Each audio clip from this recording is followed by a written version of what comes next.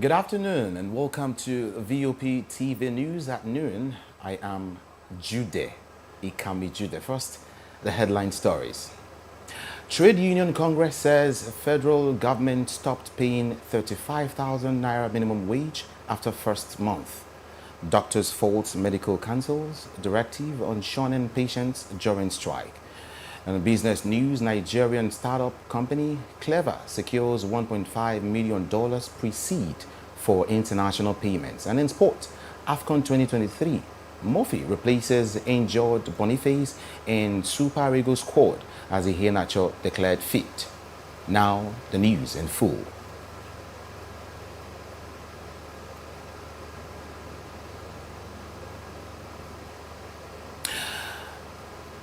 A report just reaching us, VOP TV News, says that the suspended Humanitarian Affairs and Poverty Alleviation Minister, Dr. Betta Edu, has arrived at the Economic and Financial Crimes Commission's office and its headquarters to be grilled over alleged 585 million naira fraud in her ministry. Dr. Edu, who was suspended on Monday, January the 8th, by the President Bola Ahmed Tinubu, was accused of paying the humanitarian fund into a private account. The 585 million naira was meant for payment of grants to vulnerable groups in Akwa Ibom, Lagos, Cross River, and Ogun State. Dr. Edu is the first minister to be suspended from office since members of the Federal Executive Council were sworn in August last year.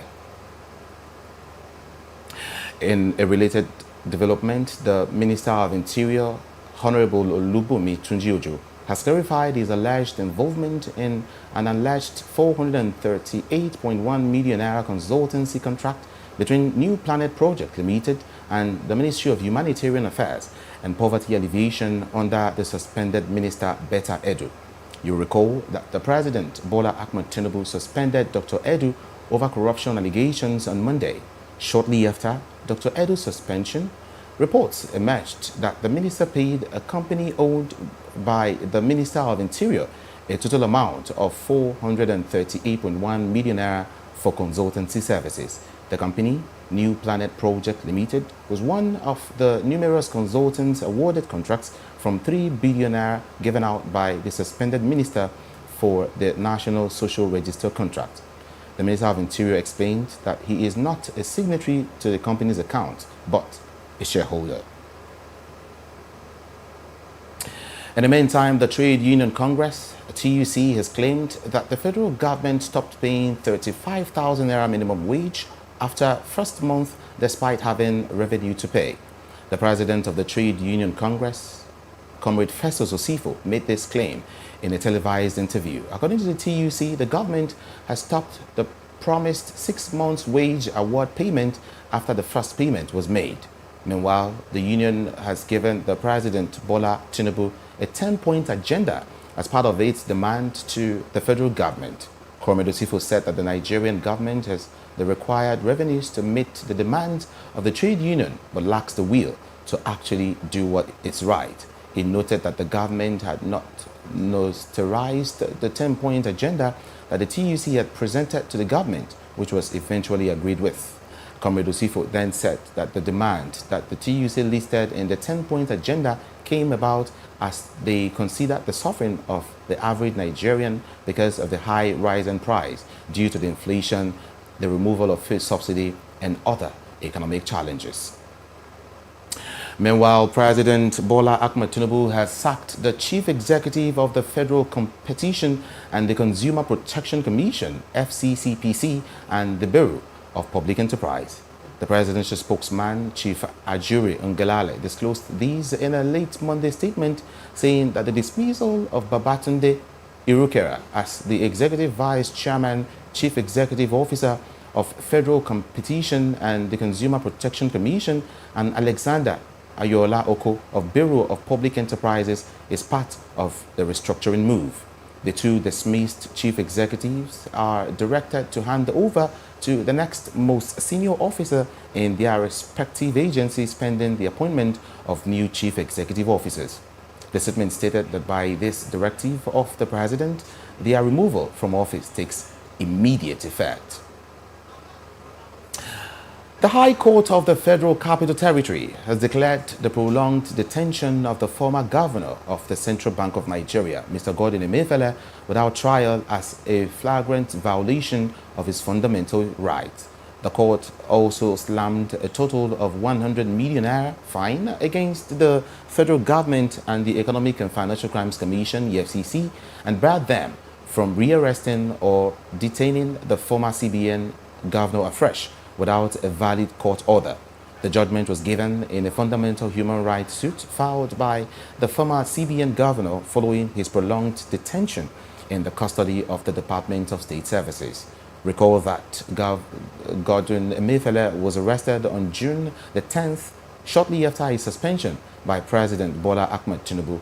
Meanwhile, the EFCC has stressed and expressed its dissatisfaction with the judgment, vowing to go on appeal. The anti-graft agency, in a brief statement, said that the decision failed to take cognizance of the fact that the former CBN governor was held with a valid order of court. It stated that the commission will approach the Court of Appeal to set it aside.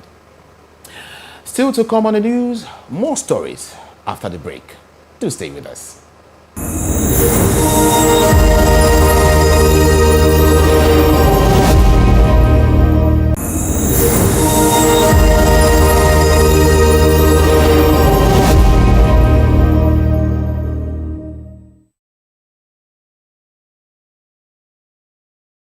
Now, welcome back. Welcome back. The Senate President, Godswill Akpabio, says the Southeast geopolitical zone, just like any other zone in the country, will be taken care of by the Bola Tinubu administration. He said that the federal government has great confidence in the leadership of the Southeast geopolitical zone, adding that the zone has nothing to worry about. Senator Akpabio disclosed these in an interview with newsmen at St. Michael's Catholic Church Parish, Mbeke Ishieke, in Ebonyi, local government area of Ebonyi State, during a Thanksgiving and Empowerment program organized by the Deputy Chief Whip, Senator Nyechai Nwebonyi. Senator Akpabio, represented by the Deputy Senator Jibrin Barao, urged the people of the region to be calm, stressing that the region would be duly taken care of under the President Bola Tinubu's administration. He said that the President is committed to even distribution of projects among the zone. Doctors under the Nigerian Medical Association, NMA, says that they will pay no attention to a directive by the Medical Dental Council of Nigeria warning practitioners against strike actions. The NMA also threatened to withdraw its services across health institutions in the country if the federal government fails to implement the upward review of the consolidated medical salary structure by January 31st, 2024. The association's president, Dr. Uche Ojinname, stated these on Monday evening in response to a directive by the Medical Dental Council of Nigeria warning doctors against shutting down health services during strike actions. Dr. Ojima said it's clear that nobody will tell doctors how to defend themselves unless they have taken over the responsibility of defending Nigerian doctors. Now, in a related development, the managing director of the Nigerian Port Authority, Mohammed Bello Koko, says that the agency has brokered peace between the Maritime Workers Union of Nigeria and operators in the oil and gas industry over non-compliance with stevedoring regulations. Dr. Bello Koko, while announcing these in a statement, appealed to members of the Maritime Workers Union of Nigeria to suspend their planned strike. He added that the agency will do all it takes to ensure peace and industrial harmony among the group. You'll recall that the maritime workers last week threatened to shut the nation's seaports, jetties, and oil and gas platforms on Tuesday today over what it claimed as the continued refusal of the international oil companies and stevedoring contractors to comply with the stevedoring extant laws.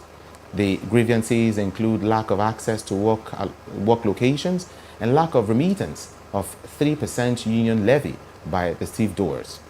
The union also complained that it had written series of letters, press releases, ultimatums, maritime notices, and several ministerial orders but all were ignored, even as they blamed the NPA for allowing the IOCs to operate without basic control. Still to come in the news, more stories after the break. Join us again.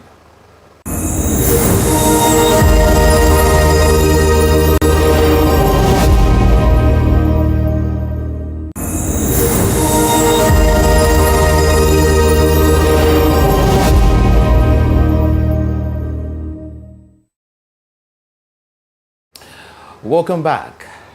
The All Progressives Congress APC has released its timetable and schedule of activities for the 21st September 2024 gubernatorial election in Edo State. The timetable, which was signed by the party's National Organizing Secretary Suleiman Argungu, was released on Monday.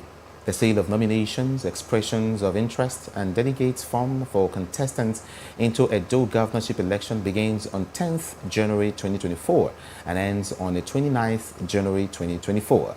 The party pegged expressions of interest and nomination forms for the governorship election at 50 million naira. Also, female aspirants and persons living with disabilities will pay for expressions of interest, while the nomination form is free.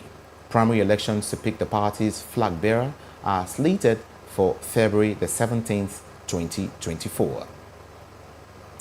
And now to Kogi State. Now, the governor of Kogi State, Yahaya Bello, has appointed caretaker chairman for the state's 21 local government areas.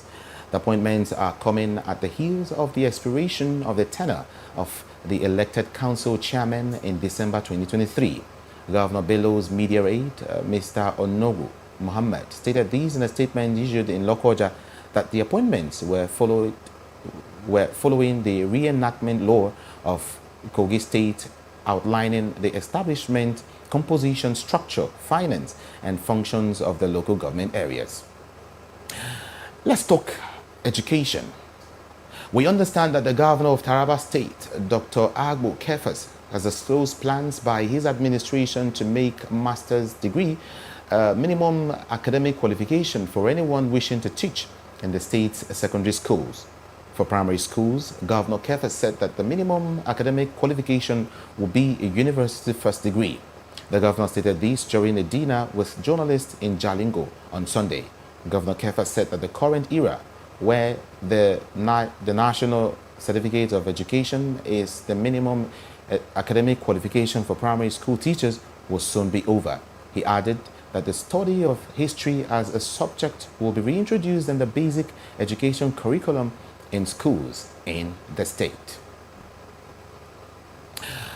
The governor of Borno State, Babagana Zulum, has called for strict enforcement of weight regulations on Nigerian roads to protect road infrastructure and human lives.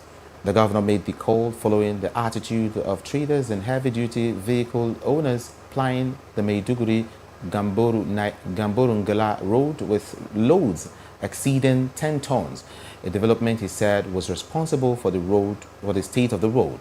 Governor Zulu, who was speaking in Gamboru town, Ngala local government area, described the attitude of the heavy-duty vehicles owners as economic sabotage. He noted that the excessive strain that heavy-duty trucks place on the road leads to accelerated deterioration, saying that the only strict enforcement of weight regulations will solve the problem. The Borno State governor expressed concern over the long-term consequences of this practice, emphasizing that it undermines the federal government's effort to improve and expand the state's infrastructure, hindering economic progress and, of course, development. A 70-year-old piggery farmer and elder with a parish of the Redeemed Christian Church of God, Ijebu Igbo, headquarters of Ijebu North local government area, simply identified as Pa Adeife Ifelaja, has been kidnapped. Pa Adeife is said to have been held in the kidnapper's den 9 days after he was abducted at the residence in Ijebu Igbo on the night of December the 31st, 2023, while preparing to go for the crossover service to usher in the new year. A source told VOP TV that the abductors had reached out to the family and demanded a ransom of 50 million naira. The State Commissioner of Police, Abiodun Alamutu, confirmed the incident, saying operatives were leaving nothing to chance to ensure that farmers were released and reunited with their family. Now, still to come on the news, more stories after the break. Do stay with us.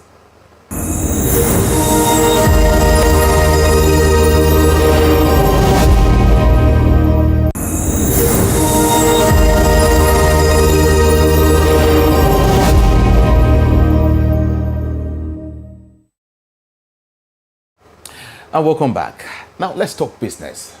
Nigerian business mogul Aliko Dangote has regained his position as the richest person in Africa, according to Forbes Real-Time Billionaires. VOP-TV reported on Thursday, January the 4th, that South African business mogul Johan Rufai dethroned Nigerian Aliko Dangote to emerge as Africa's wealthiest man.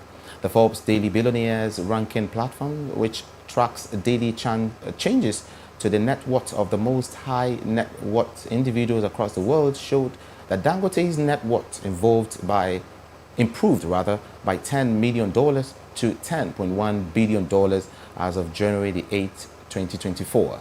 He overtook Johan Rupert, South African luxury goods tycoon, and his family. Rupert's net worth as at January 8th was $10 billion, down from $10.7 billion at January 30th, 2023. Dangote is now ranked 191st on the Forbes list, while Rupert is ranked 197th worldwide. He also remains Africa's richest man on the Bloomberg Billionaires Index. And now, still talking business, at the close of trading on January the 8th, 2024, the share price of United Bank of Africa UBA crossed 29.90 naira, taking the bank's market capitalization to 1.02 trillion naira, making the bank the latest member of the SWOT category.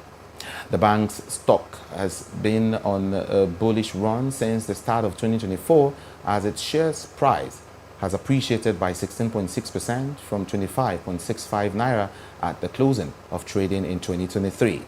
Its market cap also appreciated by 142.8 billion naira within the same time frame.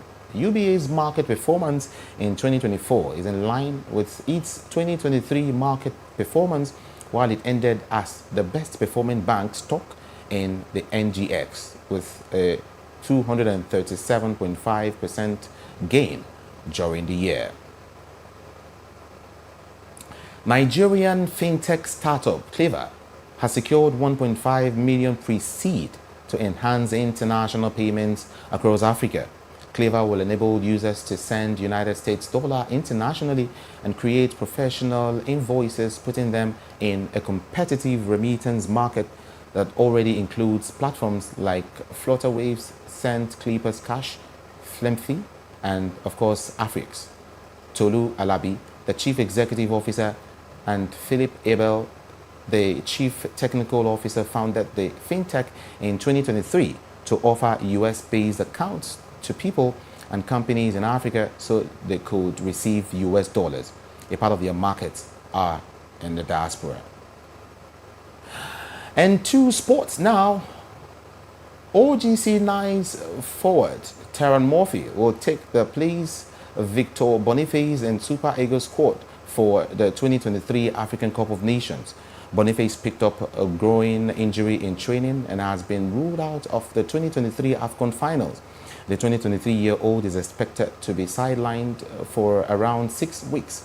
The former Union St. Gillois striker will now fly back to Germany to begin treatment on the injury. The Nigerian Football Federation (NFF) will now await the approval of the Federation of African Football (CAF) to register Murphy for the AFCON. The 24-year-old was a shock omission from the Super Eagles final squad. He has scored 4 goals in 12 appearances for the 3-time African champions.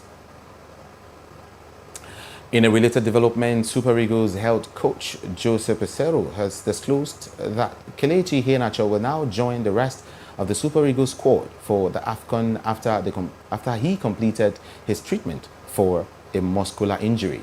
The striker was injured at his English club and stayed back to recover fully for the AFCON, which kicks off Saturday in Abidjan.